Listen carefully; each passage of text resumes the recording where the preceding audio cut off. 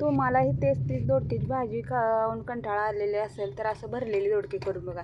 1/2 kilo दोडके स्वच्छ धुवून सारख्या काढून घेतल्या, 1-1 इंचाच्या अशा पुडी करून घेतल्या आणि 4 फाका मारून घेतल्या.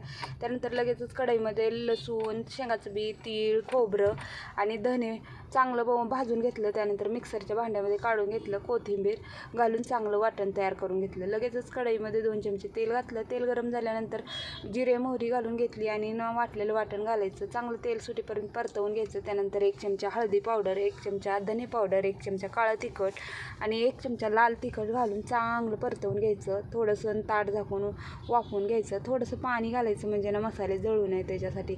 मसाल्याला तेल सुटलं की याच्यामध्ये दोडका घालून घ्यायचं. चांगलं असं मसाल्यामध्ये 2 मिनटं परतवून घ्यायचं. त्यानंतर लागल तसं ना शिजण्यासाठी दोडका पाणी घालून घ्यायचं. चवीनुसार मीठ घालायचं. ताट झाकून 5 मिनटं चांगला दोडका शिजवून घ्यायचं. मस्त असा आपला भरलेला दोडका तयार झालेला. तशी चिरलेली कोथिंबीर घालायची. या पद्धतीने तुम्ही दोडका कराल ना तर 1 भाकर खाण्याऐवजी 2 भाकरी नक्की खाल. चला मग भेटूया पुढल्या व्हिडिओमध्ये. तोपर्यंत बाय.